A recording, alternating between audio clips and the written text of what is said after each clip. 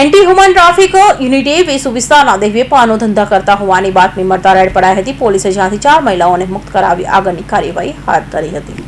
Anti human traffic યુનિટે Vesu વિસ્તારમાં બાતમી આધારે રેડ પાડી હતી. ઇન્ટાલિક સ્ક્વેર નામની બિલ્ડિંગમાં 3જા માળે આવેલી ધ પાર્ક સેલિબ્રેશન નામની હાઈ-ફાઈ હોટલમાં રાજને જાવેદ નામના ઈસમો બહારથી છોકરીઓ બોલાવી ગેરકાયદેસર દેહ વેપારનો ધંધો કરતા હોવાની માહિતી મળતા રેડ કરાઈ હતી. પોલીસે રેડ દરમિયાન 4 મહિલાઓને મુક્ત કરાઈ હતી. પોલીસ પૂછપરછમાં હાલ રાજ ઉર્ફે રાહુલ ઉર્ફે યુવરાજ તેમજ જાવેદ નામના ઈસમોનું નામ ખુલ્યું હતું.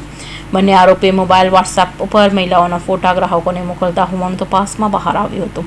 જે બંને આરોપીઓ વિરુદ્ધ પોલીસે ગુનો નોંધી વોન્ટેડ જાહેર કર્યા હતા. ત્યારે હાલ તો પોલીસે બંને આરોપીઓને ઝડપી પાડવા ચક્રો ગતિમાન કર્યા છે.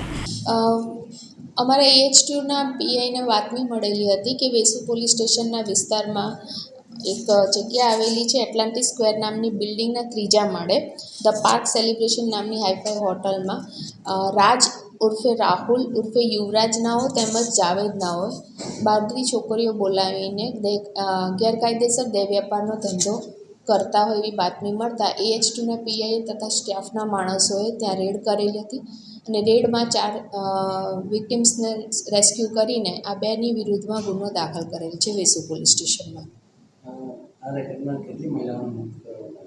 અત્યાર સુધીની તપાસમાં અથવા તો જે કેસ થયો છે એમાં અત્યાર સુધી 4 મહિલાઓને મુક્ત કરવામાં આવેલી છે.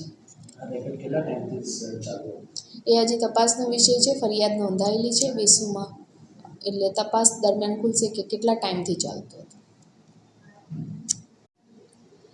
આમાં જાવેદ અને રાહુલ ઉર્ફે રાજ ઉર્ફે યુવરાજ નાઓ કસ્ટમરને પોતાના મોબાઈલ નંબરથી છોકરીઓના અથવા મહિલાઓના ફોટા મોકલતા હતા અને એમાંથી પસંદ કરીને છોકરીઓને ડાયરેક્ટ તેઓની પાસે મોકલી આપતા હોય છે, જેથી તેઓ પકડવાના હજી બાકી છે. નાસ્તા ફરતા તેઓને જાહેર કરેલા છે.